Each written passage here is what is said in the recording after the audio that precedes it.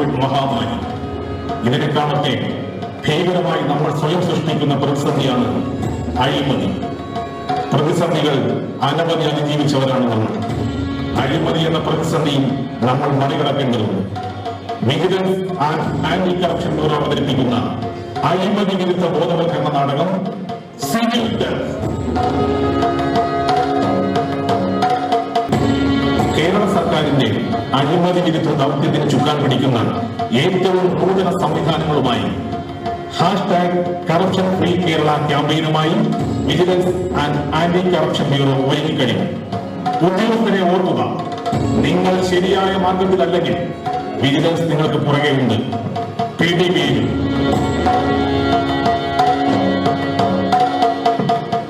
നാടകാശയം Shri Manoj Abraham IPS, director vigilance and anti corruption bureau.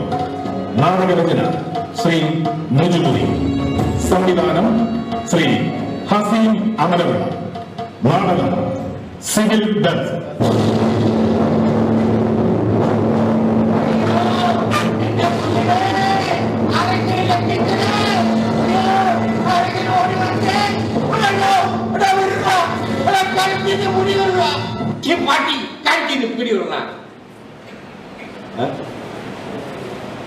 ഞാൻ കിടന്നത് എവിടെ?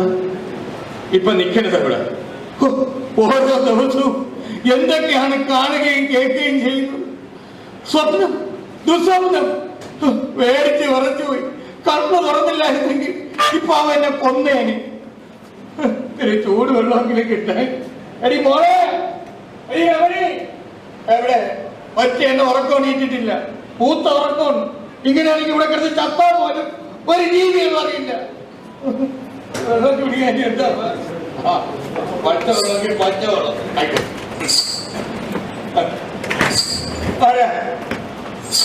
ആരാണ് നല്ല ചോദിച്ചത്? അയ്യോ, ഇത് സ്വപ്നമല്ല, ഇത് യാഥാർത്ഥ്യം. ഇത് യാഥാർത്ഥ്യം തന്നെ.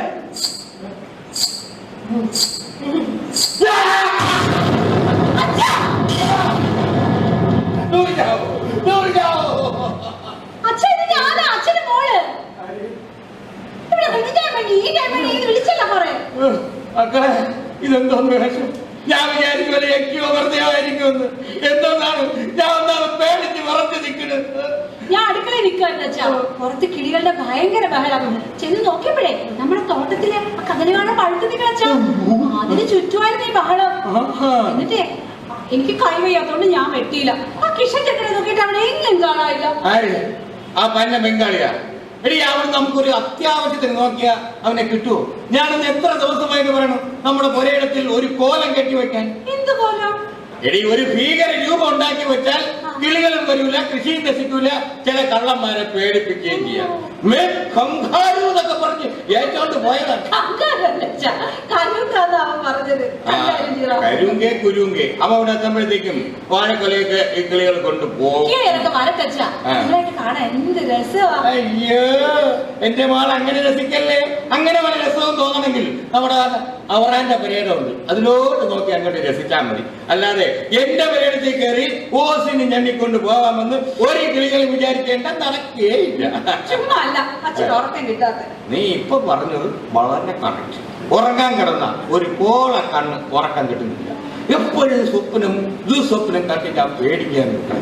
ഇപ്പോഴും കണ്ടു ഒരു ദുസ്വപ്നം. എനിക്കറിയണോ, ഞാനിങ്ങനെ ആപ്പേസിലിരിക്കും. ഒരു അജാലമാ ഒന്നമാണ് എന്റെ കഴുത്തിന് കുത്തിപ്പിടിച്ച് മേൽപോട്ടങ്ങ് പൊക്കി. ആ കൈകൾ രണ്ടും ഒന്ന് ആകാശം വരെ മുട്ടി. പേടിച്ച് ഉറച്ച് കണ്ണു തുറന്നു നോക്കിയിട്ട് ഇവിടെ ഒരു ജീവിയെയും കാണാനില്ല. എന്തോന്നാണെന്ന് അറിയില്ല മക്കളെ. ഈ ഓഫീസിലെ പഴയ മുഖങ്ങൾ ഇങ്ങനെ വന്നു പോയിക്കൊണ്ടിരിക്കും. ഞാൻ ഇതിനൊരു പരിഹാരം പറയാം. നമ്മൾ ഇന്നാളെ ജോത്സ്യനെ കാണാൻ പോയില്ലേ? സ്വപ്നം കാണാനേക്കും. ഞാൻ അയാളോട് ഇത് പറഞ്ഞല്ലോ. അപ്പൊ അയാള് പറയാ പൂജയും വഴിപാടും ഒക്കെ ചെയ്ത് ഇതൊക്കെ മാറുമെന്ന് വെച്ചാ അതിന് കാശ് ചെലവാണ്. കൊടുത്തേ പറ്റൂ. കാശ് ചെലവാണ് ഒരു കാര്യത്തിന് എന്നെ കിട്ടൂലേ മക്കളെ. കാശ് കെട്ടിപ്പിടിച്ചോണ്ടിരുന്നോ? പറയണ്ട, തീർന്നില്ലേ മക്കളെ? നീ തന്നെ അത് പറയണം കേട്ടോ. ഇനി ഞാൻ കാശ് ഉണ്ടാക്കിയത് കൊണ്ടാണ് നിനക്ക് ഉദ്യോഗമുള്ള ഒരു ഭർത്താവിനെ കിട്ടിയതും ഈ വീടുണ്ടായതും. പിന്നെ അല്പം ഈ കണ്ട ഭൂമിയൊക്കെ ഉണ്ടാക്കിയത് എങ്ങനെയാ?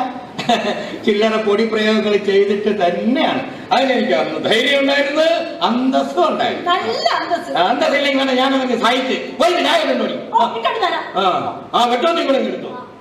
ആ പന്ന ബംഗാളിയെ ഇടി കൊല വെട്ടാനേ അല്ലെ ഞാൻ കൂടെ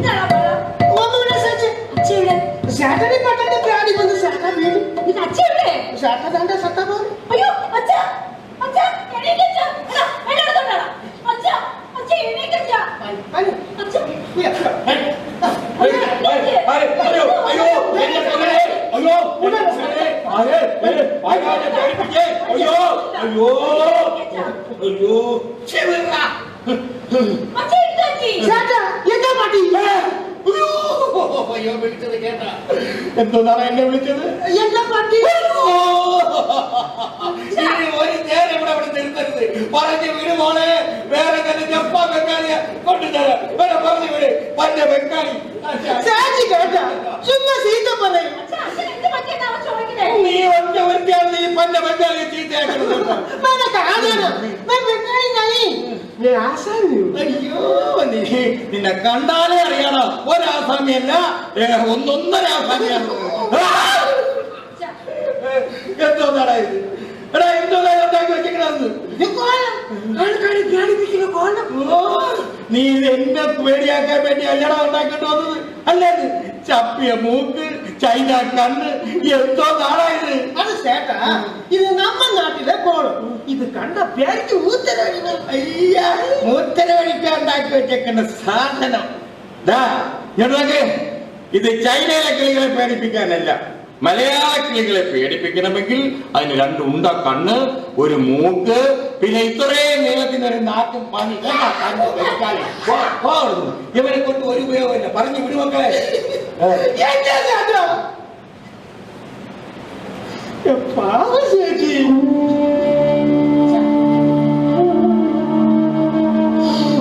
എന്റെ കുഞ്ഞു വേണ്ടി കണ്ണ് കാഴ്ചയില്ല, ഓപ്പറേഷനുണ്ട്, 1,00,000 രൂപ വേണം, 50,000 ഉണ്ട്. അതിനു വേണ്ടി കഷ്ടപ്പെടുന്നു ചേച്ചി. ഓട്ടടാ, നീ അത് കാര്യമാക്കണ്ട. അച്ഛന് ഞാൻ പറഞ്ഞ് മനസ്സിലാക്കാം. പാവല്ലേ നീ പോയി എനിക്ക് കൈമുട്ട് എനിക്ക് തൈലം വാങ്ങിക്കൊടുത്താ. ഓ, ഞാൻ എഴുതി തരാം. എന്റെ മോള് പറഞ്ഞത് കൊണ്ട് ഞാനും ഒന്ന് ക്ഷമിച്ചിരിക്കും. അടങ്ങി ഒതുങ്ങിയൊക്കെ നിന്നോളണം കേട്ടല്ലോ. നീ വന്നേ, പിന്നെ പോണാ. അങ്ങോട്ട് പോകാൻ പറഞ്ഞാൽ ഇങ്ങോട്ട് വരും, ഇങ്ങോട്ട് വരാൻ പറഞ്ഞാൽ അങ്ങോട്ട് പോകും. എന്തോ നാളാ. നീ എന്തായാലും പുറത്തോട്ട് പോവേണ്ടേ? എനിക്ക് ഒരു സാധനം കൂടെ വാങ്ങണം. കുറച്ച് കുറച്ച് കീറുന്നുണ്ടല്ലോ. എന്റെ മോളൊക്കെ അറിഞ്ഞ എടാ മൺകൂത്ത ഇങ്ങോട്ട് പാടാ. ഇതാ പോണ വഴിക്കുള്ള ബാറിൽ കയറി പോണ വഴി നീ പറയണ്ട. ആ പോണ വഴിക്കുള്ള ബാറിൽ കയറി ഒരു അര റമ്മ്. അറ അര ആറ്. അറ സാറ റമ്മ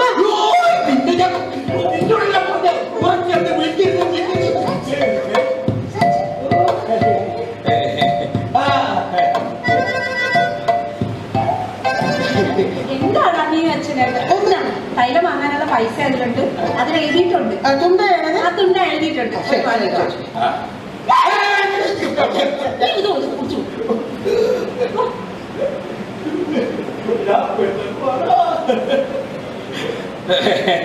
എന്തോന്നാണ് മക്കളെ ഒരു വയറിനൊക്കെ ഒരു പരവേശം. ഒരു ഇഞ്ചക്ഷൻ തന്നാ മാറും. അതിന്റെ ആവശ്യമൊന്നുമില്ല.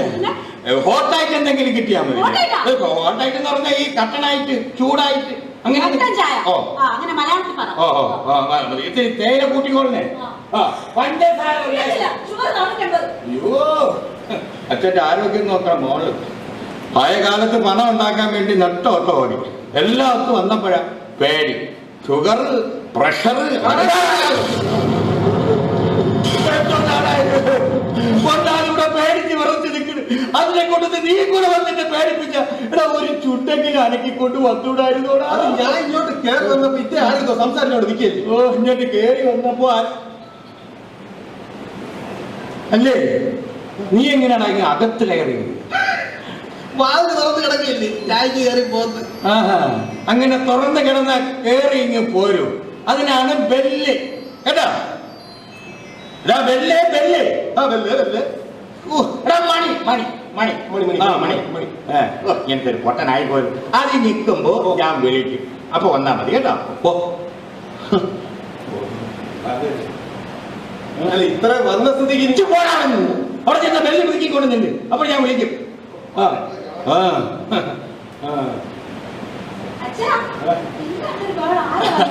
ഇത് ഞാൻ പറഞ്ഞ ആ ബ്രോക്കറാടി. എനിക്ക് വയ്യ. ഇതെന്താണ് ഇത്? ഞാൻ എത്ര ദിവസം കൊണ്ട് പറയാണ് ആ ബെല്ലിനെ ഒന്ന് മാറ്റി വെക്കാൻ. സമയം കിട്ടിയില്ല. ഇന്ന് തന്നെ മാറ്റി വെക്കാം. അത് വേണം. എങ്ങോട്ട് പോണം? നോക്കണ്ട, നീ വന്നേ. ഞാൻ പറഞ്ഞ ബ്രോക്കർ ഏജന്റ് അവൻ ചുമ്മാതെ അല്ല വന്നേക്കണ്. ആശും കൊണ്ടാണ് വന്നേക്കുന്നത്. കാര്യം നടത്തി കൊടുത്താല് ശരി കാശ് വാങ്ങിക്കാൻ പറ്റൂ കേട്ടാ. നീ അവനോട് വല്ലതും പറഞ്ഞ?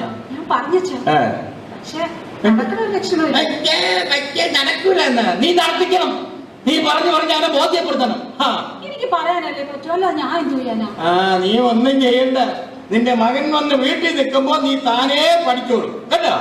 2 കൊല്ലം കൂടെ കഴിയുമ്പോ ഈ വീട്ടിലേക്ക് ഒരു ഡോക്ടറാ വരേണ്ടത്.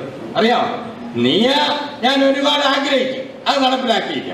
പോട്ട് എന്റെ കൊച്ചു മോനെയെങ്കിലും ഒരു ഡോക്ടറായിട്ട് എനിക്ക് കാണണം. എന്നിട്ട് വേണം ബന്ധുക്കളെ മുമ്പേ അയൽവക്കക്കാരെ മുമ്പേക്ക് ഒന്ന് ഞെളിയാൻ നിച്ചന് കിടിച്ചേന്റെ ഒരു അമ്മച്ചി. എപ്പോഴും കുറ്റം പറിച്ചില്ല. ഞാൻ ചേട്ടന് ഇച്ചിരി കാപ്പി ഉണ്ടായിരുന്നു. അതിന്റെ ചാപ്പിയിടേ ഇങ്ങോട്ടൊന്ന്. ഞാൻ ഒരു കാര്യം പറഞ്ഞു. എന്റെ സ്വത്തും വകയും കണ്ടുകൊണ്ട് നിന്റെ മോനെ പഠിപ്പിക്കാമെന്ന് നീ വിചാരിക്കണ്ട. അവനും അതൊക്കെ എന്റെ കാലശേഷം കേട്ടോ. നിക്കണി ഇനി മണ്ടി ഇങ്ങോട്ട് വാങ്ങി എടി. അവന് കാപ്പി കൊടുക്കുമ്പോ മന്ത്രം ഓതി ഓതി അവനെ കൊണ്ട് സമ്മതിപ്പിക്കണം. മനസ്സിലായ? ഇന്ന് തന്നെ ഞാൻ സമ്മതിക്കും. അവന്റെ ഒരു ചാപ്പി. ഈ മന്ത്രം വലിച്ചില്ലെങ്കിൽ ഒറിജിനൽ മന്ത്രവാദം തന്നെ ഞാനിവിടെ നടത്തും. കരുവാണതാണ്. മന്ത്രവാദം വേണമെങ്കിൽ നമുക്ക് മേപ്പാടനെ കിട്ടാം. ഇല്ലെങ്കിൽ വേണ്ട. അതൊക്കെ ഞങ്ങൾ നോക്കിക്കോളാം കേട്ടോ. കൂടുതൽ സംസാരമൊന്നുമില്ല. ഇത് നടന്നാൽ എത്ര കൊടുക്കും? അതിന് ഇത് നടന്ന മുതലാളി എന്ന് പറയുമ്പോൾ ഞാൻ നിനക്ക് ശമ്പളം തരേണ്ട ആളായിരിക്കും. അങ്ങനെ ഒന്നും അല്ല ചേട്ടാ. അത് ഏത് വഴിയിലും ചേട്ടൻ. എന്റെ പൊന്ന് സാറേ, അങ്ങനെ മര്യാദക്ക് വാ. എന്റെ സാറേ ഇത് നടത്തി തന്ന മുതലാളി പറഞ്ഞ 2 ലക്ഷം. അപ്പൊ നമുക്കൊന്നുമില്ല. അതെന്തോന്ന് ഏർപ്പാട്? നീയും ഇടനില, ഞാനും ഇടനില. അപ്പൊ ഈ കാര്യം നടത്തി കൊടുക്കുമ്പോ നമുക്കൊന്നും കിട്ടിയില്ലെങ്കിൽ അയ്യേ ഉപയോഗമില്ലാത്ത കേസ് ഞാൻ വിട്ട് ഓ. എന്നാ പിന്നെ ഞാൻ വിടും, ബാക്കിയൊക്കെ അവര് നോക്കിക്കോളും. പിന്നെ എന്താണ് സംഭവിക്കുകയെന്ന് എനിക്ക് പറയാൻ പറ്റത്തില്ല. പക്ഷേ ഇത് നടന്ന സാറിനുള്ളത് ഇവിടെ കിട്ടും. ഉറപ്പാണല്ലോ. ഉറപ്പല്ലാത്ത നീയും നിന്റെ മുതലാളിയും ഒരു മാസമായി കയറി ഇറങ്ങി നടക്കുന്നു. എന്തെങ്കിലും നടന്ന ഇല്ലല്ല. അതില്ല. എന്നാ ഇത് നടക്കും. ഇന്നൊപ്പിടും 2 ലക്ഷം അവിടെ ആഫീസിൽ. എനിക്കുള്ളത് ഇവിടെ കിട്ടണം. പിന്നെ ഏറ്റെന്ന് ഈ ദാമോദരൻ ഒരു കാര്യം പറഞ്ഞാൽ അത് ഏറ്റതാണ്. അപ്പൊ ഉറപ്പിക്കാല്ലോ. കൊടുക്ക. അപ്പൊ എല്ലാം പറഞ്ഞു.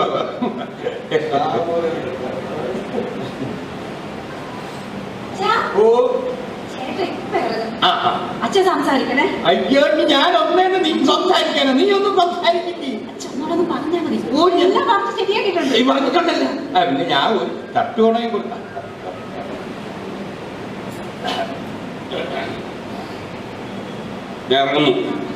മോനെ രാജ, മോള് പറഞ്ഞ കാര്യം അങ്ങനെ അത് ഇത്തിരി ബുദ്ധിമുട്ടുണ്ട്. മാത്രമല്ല അതിൽ ഒരുപാട് പ്രശ്നങ്ങളുണ്ട്. പ്രശ്നങ്ങൾ ഉള്ളത് കൊണ്ടല്ലേ ആ പ്രശ്നങ്ങളൊക്കെ പരിഹരിക്കുന്നതിന് വേണ്ടി അവർ നമ്മളെ കാണേണ്ടതുപോലെ കാണുന്നത്. നീ ഇപ്പോൾ ഒരു ഒപ്പിടുന്ന പ്രശ്നമേ അവർക്കുള്ളൂ. ഞാൻ ഒരൊപ്പിട്ടാൽ തീരുന്ന പ്രശ്നമേ ഇപ്പോ അവർക്കുള്ളൂ. പക്ഷെ വലിയൊരു കറപ്ഷൻ ഇവിടെ ആരംഭിക്കുകയാണ്. അതെന്റെ മാത്രമല്ല, ഈ സമൂഹത്തെ മുഴുവൻ ബാധിക്കുന്ന വലിയൊരു പ്രശ്നമായി മാറും. ഓ, നീ ഒരാൾ വിചാരിച്ച ഈ സമൂഹത്തിന് മുഴുവനും അങ്ങ് പരിഹരിക്കാൻ പറ്റുമോ? ഞാൻ ഒരാൾ ഒറ്റയ്ക്കല്ല, നമ്മൾ ഓരോരുത്തരും പരസ്പരം വിചാരിക്കുകയാണെങ്കിൽ. നിന്നോട് തർക്കിക്കാനൊന്നും ഞാനില്ല. ഞാനൊരു കാര്യം പറഞ്ഞു, അവരെല്ലാം വലിയ വലിയ ആളുകളാണ്, എന്തും ചെയ്യാൻ മടിക്കാത്തവരുമാണ്. അങ്ങനെയൊക്കെ വിചാരിച്ചാൽ നമുക്കൊക്കെ ഇവിടെ ജീവിക്കാൻ പറ്റുമെങ്കിൽ. ഞാൻ നിന്റെ ജീവിതം മാത്രമല്ല ഉദ്ദേശിച്ചത്. നിന്നോടൊപ്പം കഴിയുന്ന ഒരു ഭാര്യ, MBBS പഠിക്കുന്ന ഒരു മകൻ, അവരുടെ കാര്യം കൂടിയാണ് പറഞ്ഞത്. അങ്കിൽ ഞാൻ ഇത് ചെയ്താൽ എന്റെ ഓഫീസിൽ എനിക്ക് എന്താ ഒരു വില? എന്നോടൊപ്പമുള്ളവർ എന്തൊക്കെ കാട്ടിക്കൂട്ടുമെന്ന് അങ്കിളിന് പറയാൻ പറ്റുമോ? മാത്രമല്ല എന്നോട് മറ്റുള്ളവരൊക്കെ എന്നെ കുറിച്ച് എന്ത് വിചാരിക്കും? ഓ, മറ്റുള്ളവരെന്ത് വിചാരിക്കും, അതാണ് ഇവിടുത്തെ പ്രശ്നം. അല്ലാതെ പഠിക്കുന്ന മകനെ കുറിച്ച് യാതൊരു ചിന്തയുമില്ല. മക്കളെ, ഞാനും ഇതുപോലെ ഒരു ഓഫീസിൽ ജോലി ചെയ്തിട്ടുള്ള ആളാണ്. അങ്ങനെ പറയുകയാണ്, നമ്മളും ചില കാര്യസാധ്യത്തിന് വേണ്ടി കൈക്കൂലി കൊടുക്കുന്നില്ലേ? അതുകൊണ്ട് നീയും ഒന്ന് കണ്ണടയ്ക്കണം. ഇത് തന്നെയാണ് നമ്മുടെ നാടിന്റെ പ്രശ്നം. പരസ്പരം അങ്ങോട്ടും ഇങ്ങോട്ടും കൊടുക്കുക, വാങ്ങുക. ഇനിയെങ്കിലും ഇതൊക്കെ ഒന്ന് നിർത്തിക്കൂടെ? ഒരു ഹരിചന്ദ്രൻ, ഞാനൊന്ന് ചോദിക്കട്ടെ, മകന് കോളേജിൽ അടയ്ക്കാനുള്ള പണം എവിടെയെങ്കിലും കണ്ടുവച്ചിട്ടുണ്ടോ? ഇല്ലേ? കുട്ടിയെ അവർ ക്ലാസ്സിൽ നിന്ന് പുറത്താക്കും. നാണക്കേട്. എന്റെ വീടും കയ്യിലുള്ളതും കൊടുത്തിട്ടാണല്ലോ അഡ്മിഷനും ബാക്കിയുള്ള കാര്യങ്ങൾ തരപ്പെടുത്തിയത്. പിന്നെയുള്ള ആവശ്യത്തിന് എവളുടെ പേരുള്ള വസ്തു വിൽക്കാമെന്ന് അന്നേ സമ്മതിച്ചിരുന്നല്ലേ? എന്തോ എവളെ പേരുകളോ? അതിങ്ങനെ പുളിക്കും. അതെന്റെ കാലം കഴിയണം. എങ്കിൽ പിന്നെ അവന്റെ വിധി എന്തോ അതുപോലെ നടക്കട്ടെ. എന്ന് വെച്ചാൽ മകൻ വന്ന് വീട്ടിൽ നിൽക്കട്ടെ. അല്ലാതെ ഞാൻ എന്തും പറയാൻ കേട്ടോടിയുമോ? എന്റെ ഭർത്താവ് പറഞ്ഞത് കേട്ടോന്ന്. മകൻ വന്ന് വീട്ടിൽ നിൽക്കട്ടെ എന്ന്. അങ്ങനെ വീട്ടിൽ വന്ന് നിൽക്കാനാണോടി ആ കുട്ടി ഇത്രയും കഷ്ടപ്പെടുന്നത്? മോനല്ലോ മോനെ ഡോക്ടറാക്കിക്കോളാനുള്ള വാശി നാട്ടുകാരെ കാണിക്കാൻ അനുഭവിച്ചോ? ഞങ്ങൾ അതാണ് അനുഭവിച്ചോളാം. ഒരു അച്ഛൻ എന്ന നിലയിൽ നിങ്ങൾക്ക് എന്തെങ്കിലും ഉത്തരവാദിത്വമുണ്ടോ? മക്കളെ പഠിപ്പിക്കേണ്ടതാരാ? ഇതൊക്കെ അറിഞ്ഞ എന്റെ കുഞ്ഞ് എങ്ങനെ അവിടെ സമാധാനമായിട്ട് നിന്ന് പഠിക്കും? അവിടെ സമാധാനമില്ലെങ്കിൽ ഇവിടെ വന്ന് നിൽക്കാമോ? ഇവിടെ ഉണ്ടല്ലോ ഇഷ്ടം പോലെ സമാധാനം. എത്ര നിസ്സാരമായിട്ട് സംസാരിച്ച് തള്ളുന്നു. ഒരു കുട്ടിയുടെ ഭാവി തകർക്കാൻ ഒരു ഉൾപ്പില്ല എന്ന് കുറഞ്ഞു തൊടാൻ മാറി. സൂര്യാണ് പറഞ്ഞേ. ഞാനോ? എന്തിന്? നീയാണ് സൂക്ഷിക്കേണ്ടത്. ഇതെന്റെ വീട്. ഇവിടെ നിന്ന് ഞാൻ ഇഷ്ടമുള്ളത് സംസാരിക്കും, പ്രവർത്തിക്കും. അങ്ങനെയായി കാര്യങ്ങൾ കേട്ടില്ലേ? മക്കൾക്ക് വേണ്ടി ഓരോ അച്ഛന്മാർ എന്തൊക്കെയാ ചെയ്ത് കൂട്ടുന്നത്? അതെ, മക്കളോട് സ്നേഹമുള്ള അച്ഛന്മാർ. എന്റെ മക്കൾക്ക് വേണ്ടി ഞാൻ എന്തൊക്കെ ചെയ്ത് കൂട്ടിയിട്ടുണ്ടെന്ന് എനിക്ക് പോലും അറിയില്ല. ഞാനൊരു കാര്യം പറഞ്ഞേക്കാം. എന്റെ കുഞ്ഞിന് പഠിക്കാൻ പറ്റാതെ എങ്ങാനും ആയാ പിന്നെ എന്താ സംഭവിക്കാമെന്ന് എനിക്ക് പറയാൻ പറ്റില്ല. പിന്നെ നിങ്ങൾ എന്നെ കാണില്ല. അവനെ നോക്കോ. ഒരു കുട്ടിയെ പഠിപ്പിക്കാൻ കഴിഞ്ഞില്ലെങ്കിൽ രണ്ടിനും പോയി.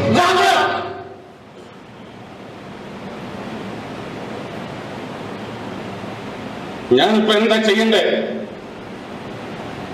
ഒപ്പിടണം.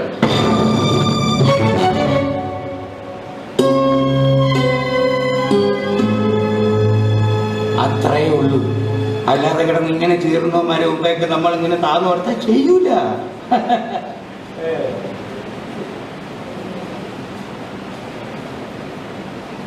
ഇവിടുത്തെ സേട്ടൻ ദേഷ്യത്തിൽ ഭയങ്കര സ്പീഡിൽ പോകും. എടാ അവനത്തിരി സ്പീഡ് കുറവായിരുന്നു. ഇങ്ങോട്ട് ഞാനൊരു കീ കൊടുത്തപ്പോ നല്ല സ്പീഡ് ഇല്ലടാ. അവൻ സ്പീഡ് വന്നാലും പ്രശ്നമുണ്ടോ സേട്ടൻ? അതൊക്കെ ഞങ്ങൾ നോക്കിക്കൊള്ളാം. പറഞ്ഞു വിട്ട സാധനം എവിടെടാ ബംഗാളി? ഞാൻ പറഞ്ഞതല്ല സേട്ടാ, ഞാൻ ബംഗാളി ഞാനേ. ഓ എടാ, ഞങ്ങൾക്ക് ഈ പുറത്തു നിന്ന് വരുന്നവരെല്ലാം ബംഗാളിയാടാ. അങ്ങനെ വിളിക്കുന്നതാടാ അതിന്റെ ഒരു സുഖം. അറങ്ങോട്ട് സാധനം എന്തോ കൊണ്ട്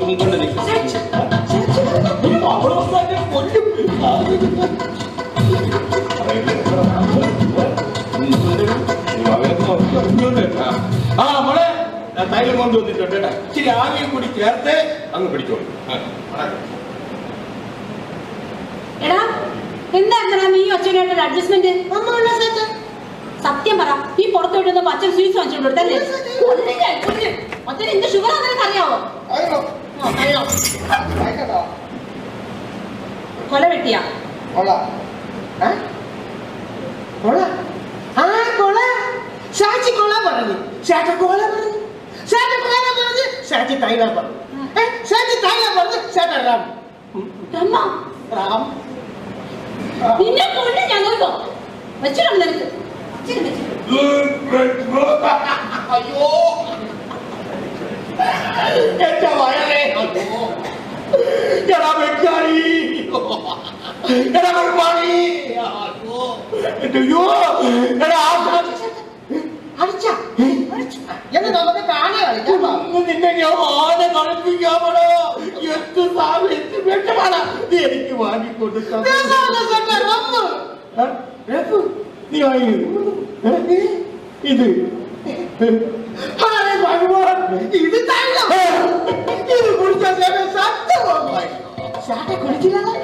ഇല്ലടാ, കിട്ടിയ പാടെ ബാത്റൂമിൽ കൊണ്ടുവന്ന് രണ്ടെണ്ണം വെള്ളം പോലും അടിക്കാതെ പടപടാതൊടിക്ക് അടിച്ചടാ. ആ സമയം മുതൽ എന്റെ അയ്യോ ഞാൻ ചത്തി. അയ്യോ ബോട്ടൽ സേച്ചി മാറ്റിക്കൊണ്ടുപോയി. സേച്ചിന്റെ കയ്യിലുണ്ട്.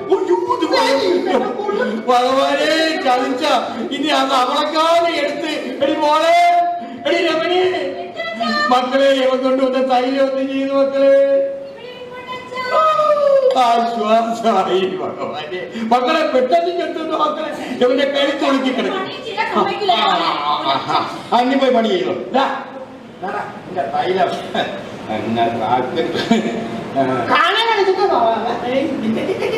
നിന്റെ കാനയില്ല, പൂല കഴിപ്പിക്കാം. പച്ചവെള്ളത്തിൽ പച്ചവെള്ളം വാങ്ങിക്കൊണ്ടെന്നെ പറ്റിച്ചിട്ട്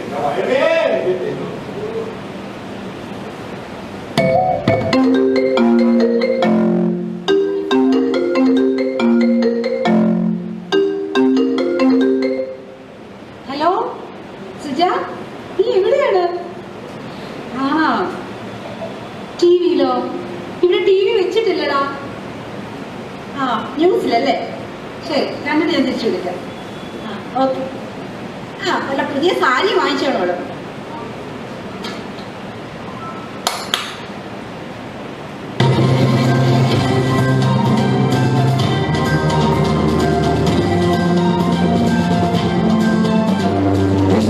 വാർത്തകളിലേക്ക്. കൈക്കൂലി വാങ്ങുന്നതിനിടെ രാജു എന്ന ഉദ്യോഗസ്ഥൻ പിടിയിലായിരുന്നു. മനഃപൂർവ്വം ഫയലുകൾ താമസിപ്പിച്ച് പണം കൈയടക്കുന്നതിനിടെയാണ് വിജിലൻസ് സംഘം ഇദ്ദേഹത്തെ പിടികൂടിയത്. ചോദ്യം ചെയ്യുന്നതിനായി ഇയാളെ വിജിലൻസ് ഓഫീസിലേക്ക് കൊണ്ടുപോയിരിക്കുകയാണ്. സ്ഥിരമായി കൈക്കൂലി വാങ്ങുന്ന ഒരു ഉദ്യോഗസ്ഥനാണ് രാജൻ എന്നാണ് നമ്മുടെ പ്രതിനിധി റിപ്പോർട്ട് ചെയ്യുന്നത്.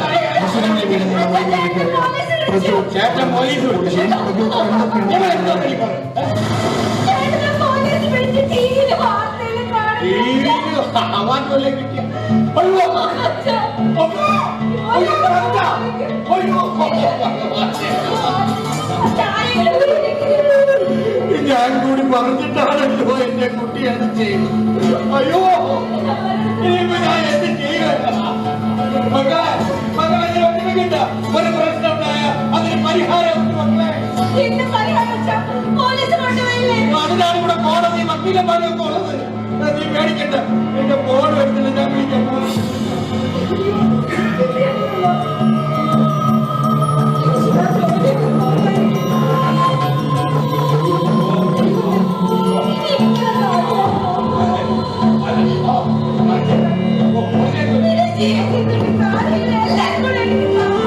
മകനെ കൊലവിളി വിളിക്കണ്ട, വക്കീൽ ഇപ്പൊ എത്തും. ഇനി കാര്യങ്ങളൊക്കെ വക്കീൽ നോക്കിക്കോളും.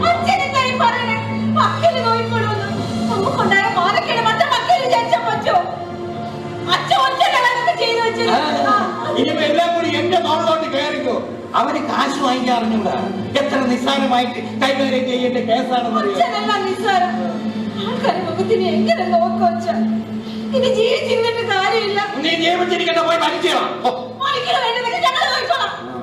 അച്ഛൻ ഉപദേശത്തോളം മതി. ഒടുവിൽ അങ്ങനെ വരുള്ളൂ. എനിക്കറിയാം. എടീ, നിന്റെയും മകന്റെയും ഭാവിക്ക് വേണ്ടിയാണ് ഞാൻ ഇതൊക്കെ ചെയ്ത് കൂട്ടിയത്. ഇങ്ങനെയാണ് ഭാവി ഉണ്ടാക്കരുത്. പാവ മനുഷ്യൻ എത്ര കേട് പറഞ്ഞതാ, ആരും കേട്ടില്ല.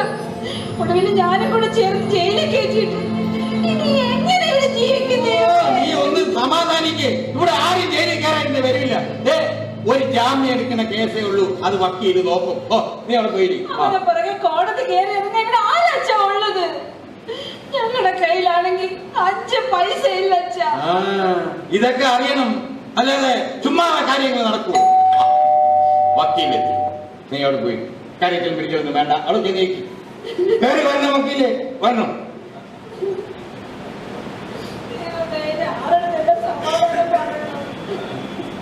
അല്ല, സാറന്മാരെ ഒന്നും മനസ്സിലായില്ല. വക്കീൽ സാർ അയച്ച ആളാണോ? ഞങ്ങൾ വിജിലൻസ് ആൻഡ് ആന്റി കറപ്ഷൻ ബ്യൂറോയിലെ ഉദ്യോഗസ്ഥരാണ്. ഓ മക്കളെ, നമ്മുടെ മരുമകനെ കുടുക്കിയ സാറന്മാര് വന്ന് നിൽക്കുന്നത് കണ്ടോ? എന്നിട്ട് എന്റെ മകൻ എവിടെ? എന്റെ മരുമകൻ എവിടെ സാറേ? അയാളെ തരേണ്ട സാർ, അദ്ദേഹത്തെ ഞങ്ങളുടെ ഓഫീസിൽ ചോദ്യം ചെയ്തുകൊണ്ടിരിക്കുകയാണ്. ചോദ്യം ചെയ്ത് കഴിഞ്ഞതിന് ശേഷം ഞങ്ങൾ അദ്ദേഹത്തെ കോടതിയിൽ ഹാജരാക്കും. അപ്പോൾ നിങ്ങൾക്ക് നിയമ നടപടികൾ സ്വീകരിക്കാവുന്നതാണ്. ഇത് പറയാനാണോ ഇപ്പൊ ഈ സാറന്മാരെല്ലാം കൂടെ കൂട്ടത്തോടെ ഇങ്ങോട്ട് വന്നത്? അല്ല, പിന്നെ ഞങ്ങൾക്ക് ഈ വീടൊന്ന് പരിശോധിക്കണം. ഇതൊക്കെ ചെയ്ത് കൂട്ടിയത് പോരാഞ്ഞിട്ട് ഇനി നമ്മുടെ വീട് കൂടെ പരിശോധിക്കണം. സാറേ, നടക്കില്ല സാറേ. ഇതൊക്കെ അങ്ങ് ആഫീസിലെ മറ്റുമൊക്കെയല്ലേ നടന്നത്. അതുകൊണ്ട് അങ്ങോട്ട് പോയി അങ്ങ് സെർച്ച് ചെയ്താൽ മതി. ഈ വീട്ടിൽ പറ്റില്ല സാറേ, കൊണ്ടുപോകണം. സാർ വെറുതെ ബഹളം ഉണ്ടാക്കേണ്ട ആവശ്യമില്ല. ഈ വീട് പരിശോധിക്കാനുള്ള സെർച്ച് വാറണ്ടുണ്ട്. രാജൻ ഞാൻ താമസിക്കുന്ന വീട് എന്നുള്ള നിലയ്ക്ക് ഈ വീട്ടിൽ നിന്നും കൂടുതൽ തെളിവുകൾ ഞങ്ങൾക്ക് ശേഖരിക്കേണ്ടതുണ്ട്. പ്ലീസ് ഞങ്ങളോട് സഹകരിക്കണം. സാറേ, ഞങ്ങളുടെ പക്കൽ നിന്നും ഇതുപോലെ പലരും പണം വാങ്ങിയിട്ടുണ്ട്. അന്നൊന്നും ഈ സാറന്മാരെ കൊണ്ട് കണ്ടിട്ടില്ല. സാർ, എല്ലാ സർക്കാർ ഓഫീസുകളിലും വിജിലൻസിന്റെ നമ്പർ പ്രദർശിപ്പിച്ചിട്ടുണ്ട്. നിങ്ങളിൽ നിന്ന് ആരെങ്കിലും പണമോ പാരിതോഷികമോ ആവശ്യപ്പെട്ടാൽ നിങ്ങൾക്ക് ആ നമ്പറിൽ അറിയിക്കാവുന്നതാണ്. പിന്നെ കൈക്കൂലി കൊടുക്കുന്നത് കുറ്റകരമാണ് സാർ. നിങ്ങൾ കൈക്കൂലി കൊടുത്തു എന്ന് പറയുന്നത് സീനിയോറിറ്റി മറികടക്കാനോ അർഹതപ്പെട്ടത് ഒഴിവാക്കാനോ ആണെങ്കിൽ അതും ഗുരുതരമായ കുറ്റകൃത്യമാണ്. കൈക്കൂലി വാങ്ങണം എന്ന ഉദ്ദേശത്തോടുകൂടി ഫയലുകൾ താമസിപ്പിച്ചും ഏജന്റുമാരെ ഉൾപ്പെടുത്തിയും പണം കൊടുത്താലേ നടക്കൂ എന്ന അവസ്ഥയിൽ എത്തിച്ച് പാവപ്പെട്ടവന്റെ ക്ഷേമ പദ്ധതികൾ തടയുന്ന കലാപരിപാടി ഇത് നടക്കില്ല സാർ. കാരണം പൊതുജനത്തിന് ധൈര്യമായി ഞങ്ങളെ സമീപിക്കാം. അതെ, ഇതൊക്കെ പ്രസംഗിക്കാൻ കൊള്ളാം, അല്ലാതെ ഇതുപോലുള്ള കാര്യങ്ങളുമായി ഞങ്ങൾ എവിടെ സമീപിക്കണം അതുകൂടി പറയണം. സാർ, ഞങ്ങളെ തിരക്ക് നിങ്ങൾ എങ്ങും നടക്കേണ്ടതിന്റെ ആവശ്യമില്ല. ഞങ്ങളുടെ ടോൾ ഫ്രീ നമ്പറിലോ ഞങ്ങളുടെ വാട്സാപ്പ് വഴിയോ ഇമെയിൽ വഴിയോ നിങ്ങൾക്ക് വിവരങ്ങൾ അറിയിക്കാവുന്നതാണ്. വിവരം അറിയിച്ച ആളിന്റെ യാതൊരു ഐഡന്റിറ്റി ഞങ്ങൾ പുറത്തുവിടുകയുമില്ല. നിങ്ങൾ അറിയിക്കുന്ന വിവരം റെക്കോർഡാക്കി പരാതിയായി സ്വീകരിച്ച് ഞങ്ങൾ നിയമ നടപടികൾ സ്വീകരിക്കും. കറപ്ഷൻ ഒഴിവാക്കുന്ന നൂതന സംവിധാനങ്ങളും ഇതിനോടൊപ്പം തന്നെ വിജിലൻസ് ഒരുക്കി കഴിഞ്ഞിട്ടുണ്ട്. പിന്നെ വ്യക്തിവൈരാഗ്യം തീർക്കാനും മറ്റോ ദുരുപയോഗം ചെയ്യുകയാണെങ്കിൽ അതും ഗുരുതരമായ കുറ്റകൃത്യമാണ്. അയ്യോ, ഇവിടെ നിന്നെടുത്തതെല്ലാം കൃത്യമായി സാക്ഷ്യപ്പെടുത്തി രസീത് കൊടുക്കണം. അയ്യോ സാറേ, ആ പണം കളിക്കരുത്. ആ പണം എന്റേതാണ് സാറേ. സാറേ, അയാളുടെ പണം അല്ലാതെ അത് എന്റെ പണമാണ് സാറേ. സാർ, അയാൾ താമസിക്കുന്ന വീട്ടിലുള്ള എല്ലാ രേഖകളും ഞങ്ങൾക്ക് പരിശോധിച്ചാൽ മതിയാകും. അയാൾക്ക് മുടക്കിയിരിക്കുന്ന പണത്തിന്റെ യഥാർത്ഥ ഉറവിടം ഞങ്ങൾക്ക് മനസ്സിലാക്കണം. അത് മാത്രമല്ല, മുമ്പും ഇത്തരത്തിലുള്ള കുറ്റകൃത്യങ്ങൾ ഇദ്ദേഹം ചെയ്തിട്ടുണ്ടോ എന്നുള്ളത് തെളിവിൽ കൊണ്ടുവരേണ്ട കാര്യങ്ങളാണ്.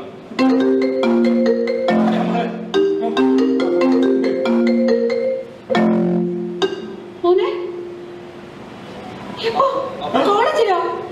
അയ്യോ അയ്യോ, നീ സമാധാനമായിട്ടിരിക്ക്. പറയണ ഒന്ന് കേക്ക്. ഓരോ കോളും ഞങ്ങളുടെ നിരീക്ഷണത്തിലാണ്.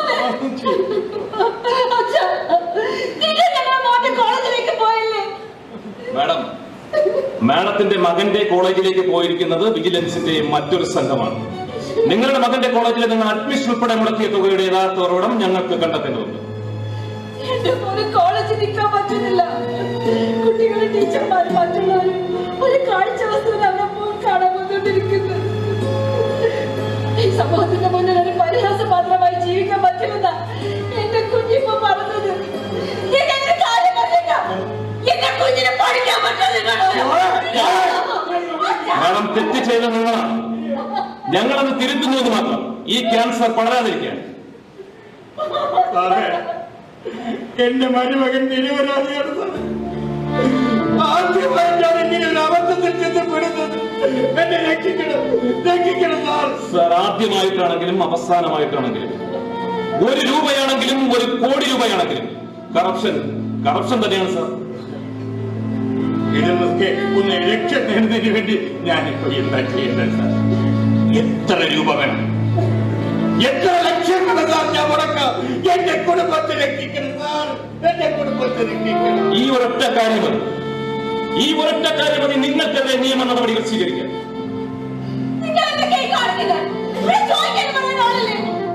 മാഡം, ഇതൊക്കെ നിങ്ങൾ നേരത്തെ മനസ്സിലാക്കണമായിരുന്നു. പിന്നെ ഇവിടെ ചോദിക്കാനും പറയാനും ആളുണ്ട് മാഡം. അതൊരാളിന് വേണ്ടിയിട്ടല്ല, ഈ സമൂഹത്തിലുള്ള എല്ലാവർക്കും വേണ്ടിയിട്ട്. സാർ, താങ്കളും ഞങ്ങളോടൊപ്പം വരണം. താങ്കളോട് ചില കാര്യങ്ങൾ ചോദിച്ചറിയാനും മൊഴി രേഖപ്പെടുത്താനും ഉണ്ട്. എല്ലാം ക്ലിയർ ആയില്ലേ? സാർ, വരണം.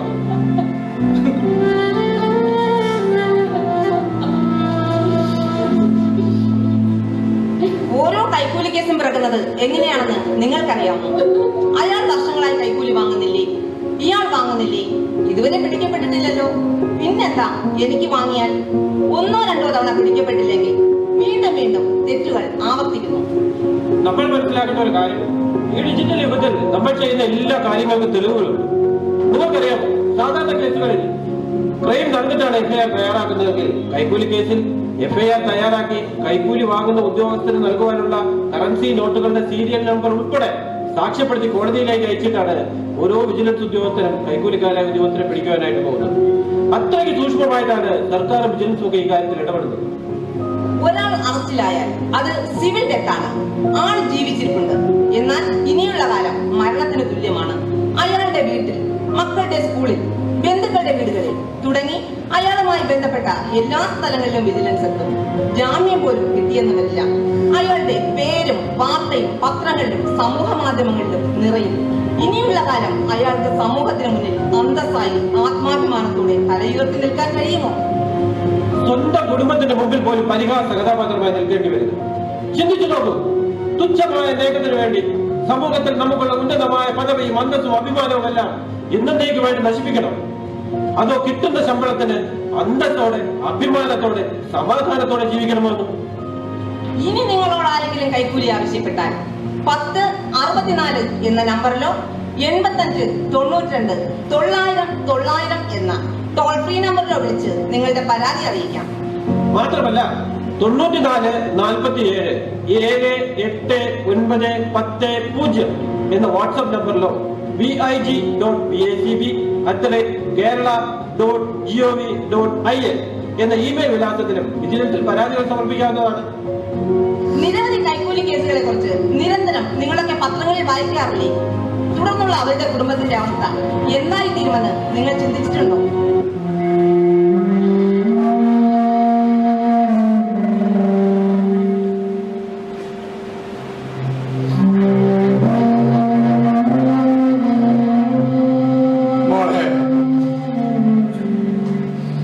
ഞാൻ ഈ വീട്ടിൽ നിന്ന് പോവുകയാണ്. എങ്ങോട്ടാണെന്ന് ഒരു നിശ്ചയവുമില്ല. എന്റെ മരുമകൻ ജയിലിലേക്ക് പോകുമ്പോ ഞാനും കൂടി ഇവിടെ പിടിച്ചത് ശരിയാണോ എന്നെനിക്ക് അറിയില്ല മക്കളെ.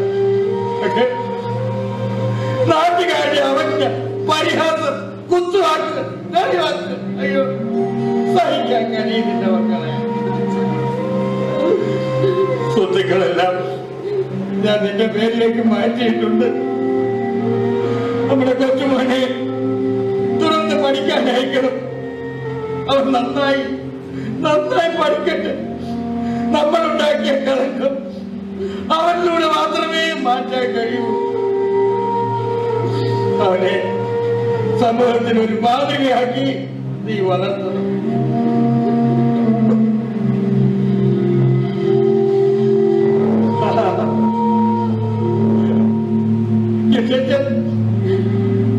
എന്താണ് നീ അവിടെ തന്നെ നിന്ന് കാര്യമാണ്?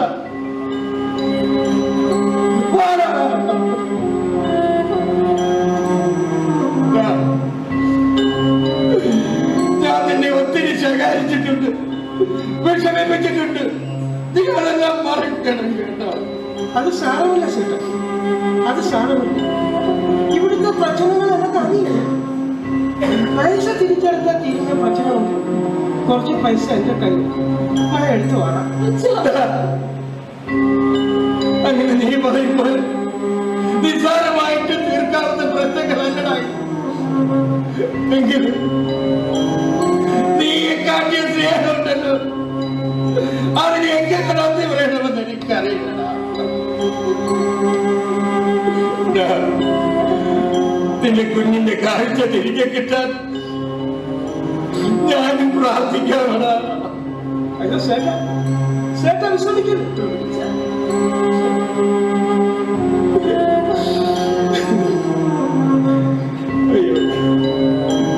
കണ്ണുണ്ടായിട്ടും കാഴ്ചയില്ലാത്തവരായി പോയി നമ്മൾ.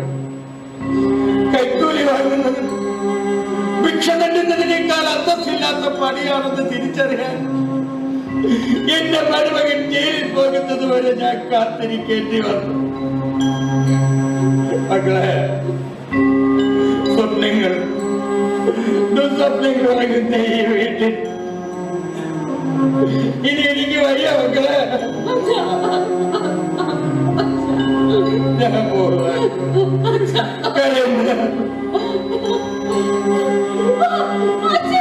പോവാൻ